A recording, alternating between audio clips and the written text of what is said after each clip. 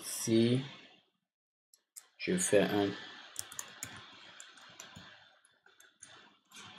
table et là, on lui précise le head.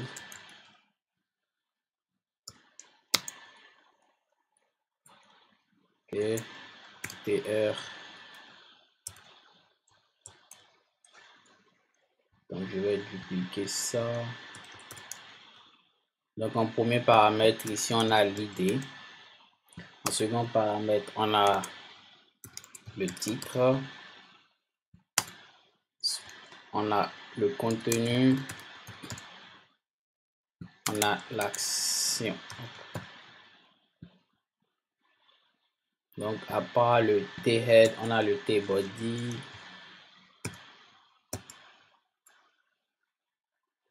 Body, hop. Et lui, à l'intérieur, maintenant, on a le tr.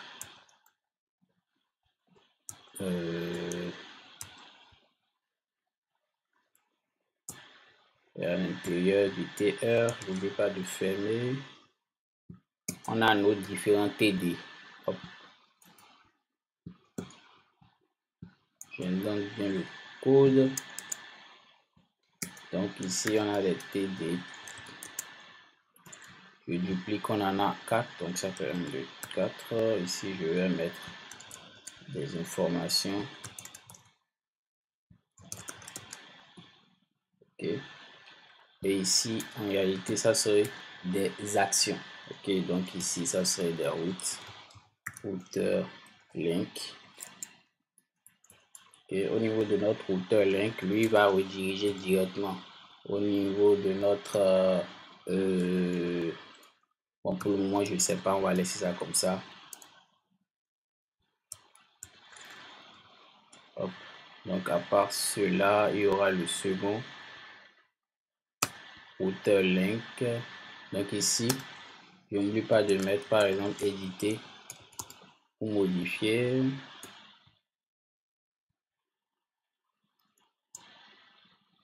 Et le dernier pour supprimer. Donc ici, je mets supprimer. Donc le premier juste c'est pour éditer. Donc pour éditer, dans notre cas, on avait juste déjà utilisé l'URL edit. Donc si je viens au niveau de notre app.js ici, il y a déjà edit. Donc on va juste l'ajouter au fait. Donc pour pouvoir l'ajouter, je viens au niveau de notre index. Donc ici au niveau du tout, je précise, je mets un objet, je dis le name de l'URL à appeler c'est edit. N'oublie pas de fermer. Donc en paramètre, tu lui passes. Donc on va mettre params 2 points. Ok, je lui précise l'id parce qu'il attend l'id. Ici je vais mettre 1 tout simplement. Donc voilà, tout est passé. J'oublie juste pas de fermer les trucs. Donc ici je ferme, edit, il y a 2. Voilà. Donc voilà. Donc en réalité ici je lui dis tu m'envoies vers l'URL edit, mais en paramètre tu as l'id qui est là. Donc ici on a mis 1, mais après on va le modifier. Donc voilà ce qui est fait. On recompile, il y a des jolies petites erreurs au niveau de la console, des routeurs link et tout. Donc pour pouvoir rectifier cela, on repart au niveau du code. Routeur link, ici, 2 points égal routeur link.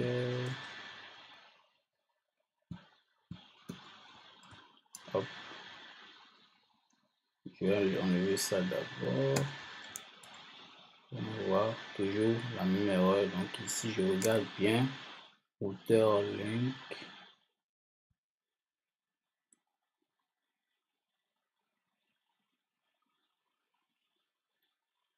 Hop, hop, tout est bien fait là.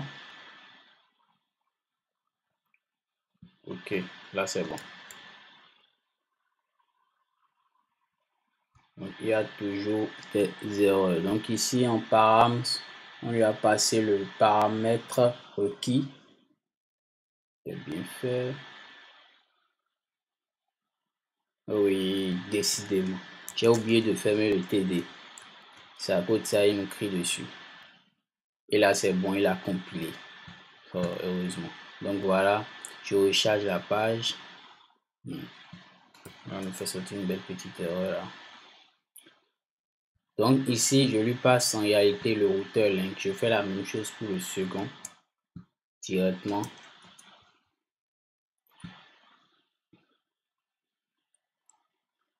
Hop.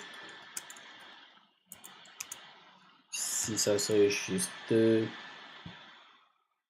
j'ai même pas ajouté de classe. Donc je profite pour ajouter la classe btn primary. Hop. Et ici, je vais mettre un bouton pour supprimer. Je vais mettre classe btn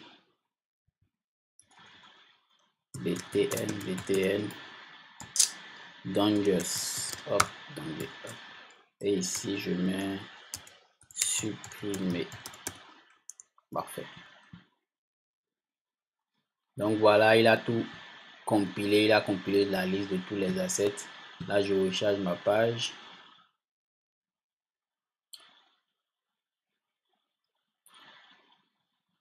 Je vais au niveau de liste des posts et vous avez vu, bon, même si le design n'y est pas encore, on va ajouter du design automatiquement. Donc ici, au niveau du table, là, je peux ajouter des body, bref, tout ce qui a rapport au CSS. Donc ici, je vais juste ajouter une classe bootstrap, donc table over.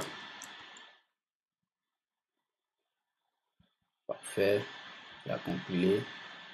Au niveau de liste, je recharge.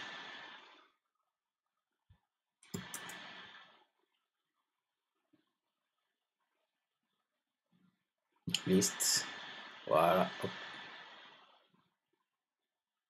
Hop. Donc là, il y a sûrement une petite erreur là. Au niveau du T-head, j'ai oublié de préciser le... Oh, quelle erreur. Donc ici, il y aura le TR et il y aura le TH. Donc ici, le TR. Hop, je recharge. Hop. Et à l'intérieur, je vais mettre tout ça. Donc ici, c'est le TR. Ici, il y aura le TH.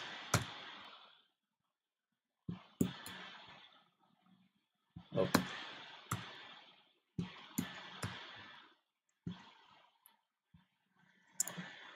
Et voilà. Donc, j'ai oublié le paramètre. Ici, c'est le l'ID. Hop. Et là, c'est bon. Je recharge le numéro de liste et parfait. Donc voilà en réalité le petit tableau qu'on a. C'est un tableau qui va nous afficher la liste de tous les posts qu'on aura à faire. Alors donc on va le faire en même temps. Ok. Donc on a déjà l'architecture globale et maintenant on va implémenter notre script. Alors comment le faire? Donc en premier paramètre, comme vous le savez, à la base, je fais encore une erreur. Je viens ici. Donc je crée le data. La partie data plutôt, et à l'intérieur je vais retourner un tableau de posts. Donc ici post avec S et je lui passe le tableau. Donc là ça c'est mon tableau. Ok, donc on va maintenant utiliser la partie created pour pouvoir appeler Axios et utiliser la méthode get qu'on utilise ici. C'est-à-dire quoi? Ici, on faisait un get, on a obtenu la liste. Donc, c'est cette méthode qu'on va utiliser ici. Alors, comment le faire? Donc, ici, il suffit seulement de faire exactement ce qu'on fait d'habitude. Ici, let URL et aller au niveau de notre comme ça et l'ajouter ici. N'oublie pas ici de mettre HTTP. 2 points. Hop. Donc voilà, ici ça c'est pour récupérer tout. Après je fais un indice point Asios point, étant donné qu'on veut utiliser la méthode get, je fais un get, je lui passe en paramètre URL et c'est tout. Et à ça maintenant je dis si c'est bon, tu me renvoies la réponse.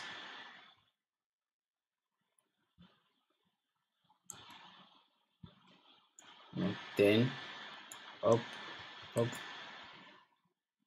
Donc si c'est bon, tu me renvoies la réponse et tu vas me mettre cela maintenant dans mon tableau de poste que j'ai créé plus haut. Donc je fais post et à l'intérieur je fais réponse point data point data. Pourquoi réponse point data point data? Si je fais un console.log de réponse, juste pour vous montrer cela. Hop, le recharge, parfait. Donc on attend qu'il compile les assets. Il y a des erreurs au niveau des assets. Donc au lieu de faire ça, tout ça à l'intérieur, je peux le faire directement au niveau de notre fonction mounted ici. Donc j'enlève tout ça, je mets ma virgule et je recompile. Donc là vous voyez, il n'y aura aucun problème avec le post. Donc ici, bon, point virgule, let. Voyons voir l'erreur qui se passe en console. Ok. Oui, au fait, j'ai mis 2 points au lieu d'un seul point. Donc ici, c'est là l'erreur. Et là, ça doit être bon. Voilà, hop, hop. Toujours pas.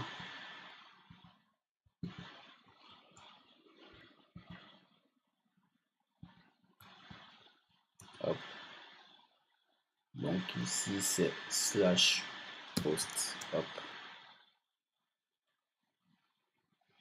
Let. On voit l'erreur. Je ferme et je réexécute mon npm runwatch.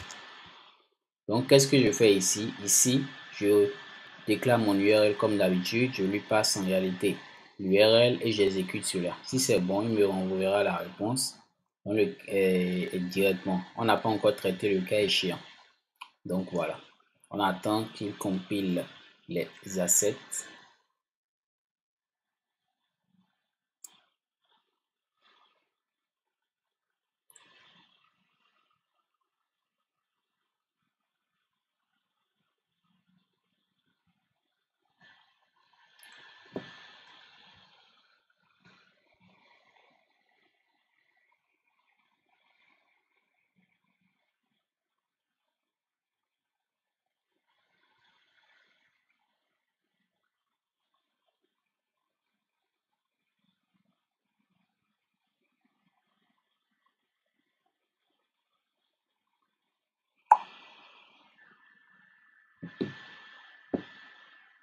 Ouais.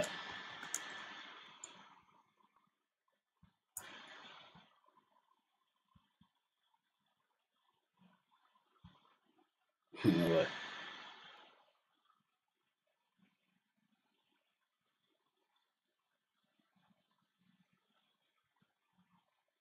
Donc là, on a fait assez d'erreurs et là, on corrige rapidement. Donc ici, j'avais fait un post et je lui ai passé l'information et direct. Donc je reviens au niveau de notre index. Fermer. Oui, j'ai oublié ici un. Hop.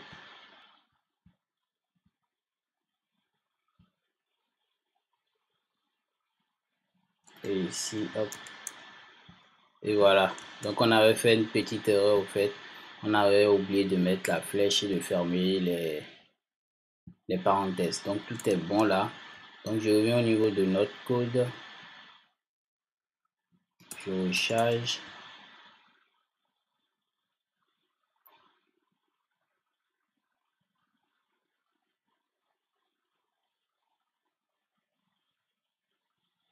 C'est pas pourquoi à chaque fois il prend assez de temps pour recharger.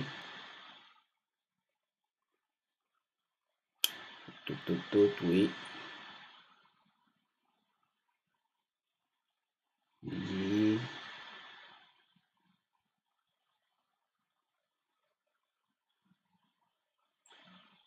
Ok. Il dit en réalité qu'il ne trouve pas le token.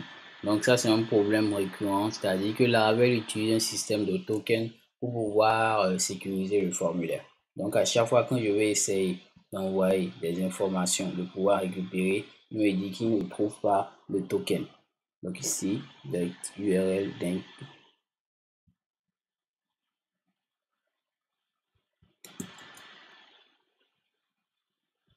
Est-ce qu'il a réussi? En fait, il n'a pas encore fini de compiler les assets. Donc, on attend qu'il compile les assets.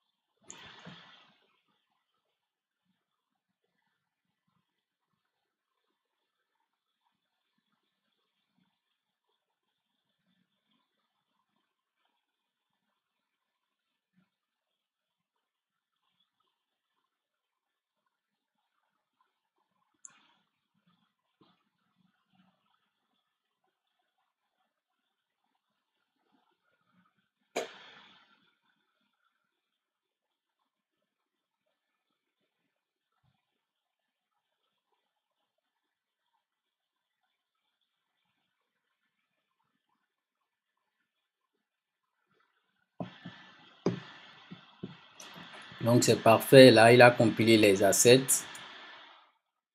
On recharge notre page.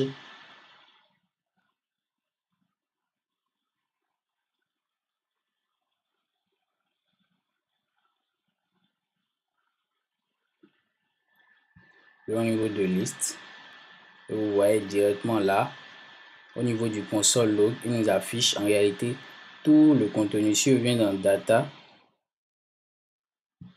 voilà.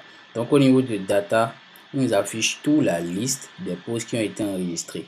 Donc, ce que je voulais faire ici, c'est pouvoir récupérer response data post. Donc, ici, au lieu de data post, c'est ici, c'est post tout court. Et là, je récupère ça dans mon $post là. OK? Donc, une fois que cela est récupéré maintenant, je peux l'utiliser au niveau de mon formulaire plus haut pour pouvoir grouper. OK? Comment le faire? Laravel et Vue.js, surtout Vue.js, utilisent des directives. OK? Donc, nous avons par exemple la directive vFor qui va nous permettre de pouvoir faire cela. Donc, ici, ce que j'ai juste à faire, c'est de faire un v-for. Et maintenant, je lui passe pour un post contenu dans le post. OK, pour un post contenu dans le tableau de post, alors là, je peux récupérer la clé. Donc, je vais mettre post.id. OK, c'est ce qui est ici.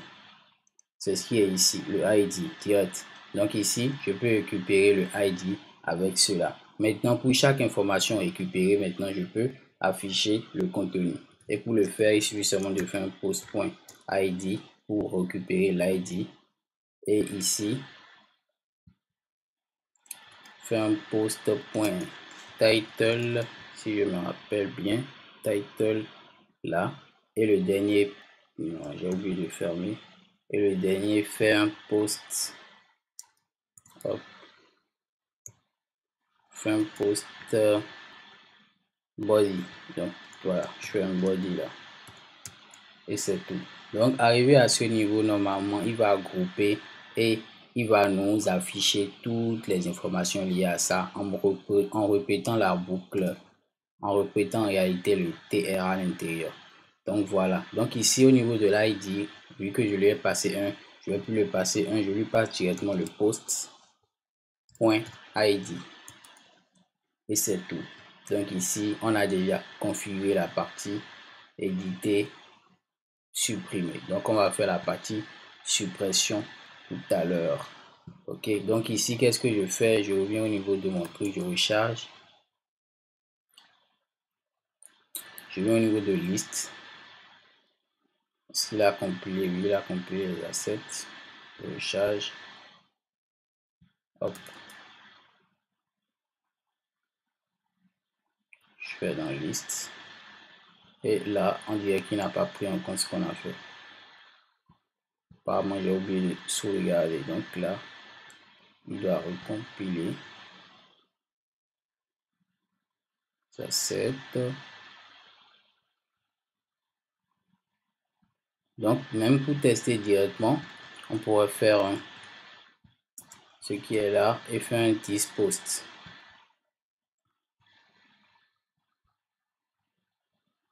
Hop.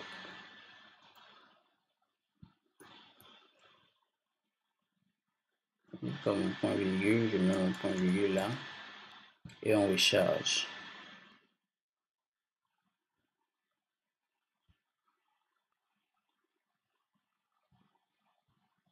Donc je viens là.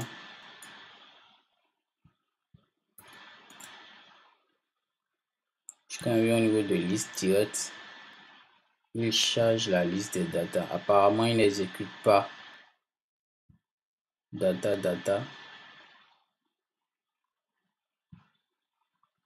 post. Là, il ne compile pas les assets. On reprend.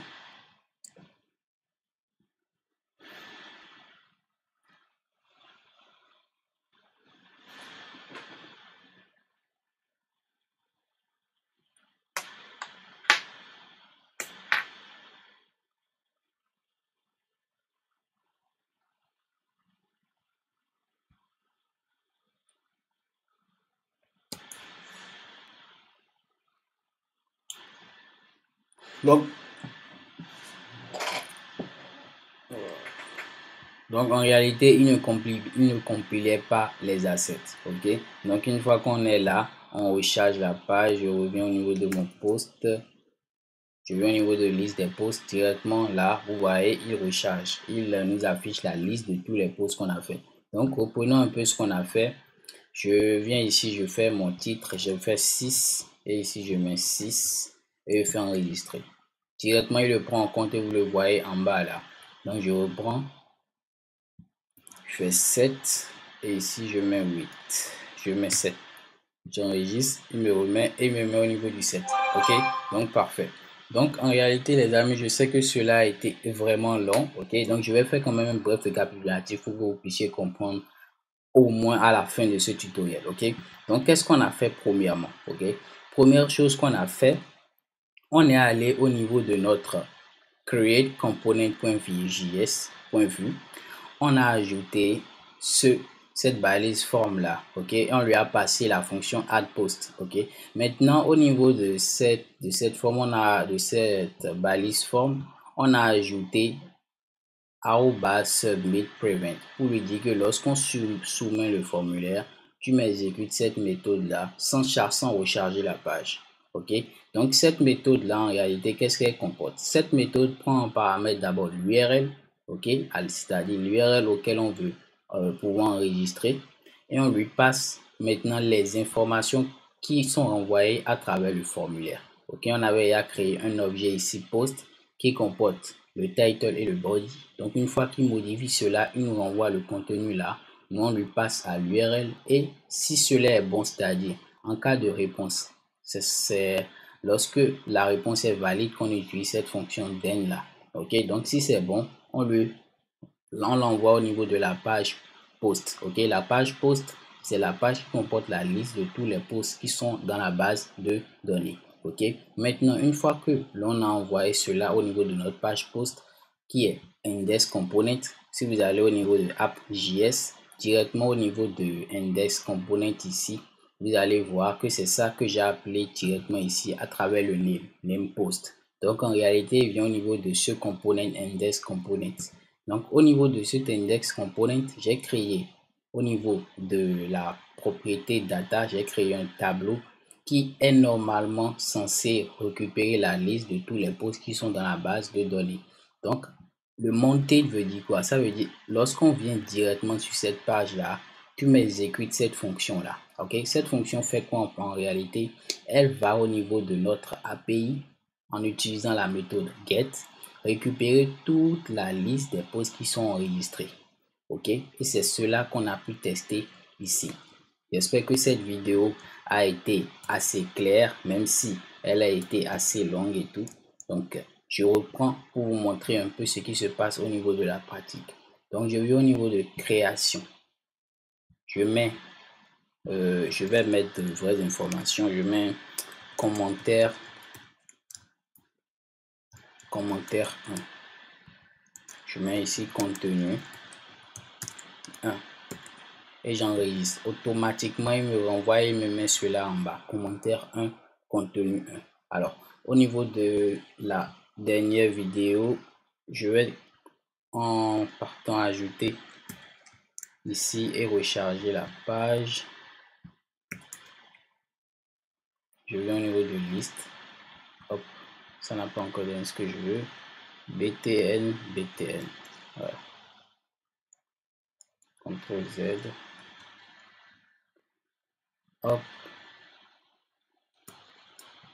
Je recharge, je viens au niveau de liste et voilà. Donc ici, on a toutes ces informations sont là, mais on n'a pas eu besoin de recharger la page. Quand on crée directement, il nous renvoie ici. Ok, donc voilà les amis, je suis à la fin de cette 6e séance. Je vous donne rendez-vous pour la 7e séance où nous allons implémenter ces deux méthodes edit et supprimer en utilisant toujours l'API. Merci d'avoir suivi cette vidéo. Ciao, ciao et à la 7e séance.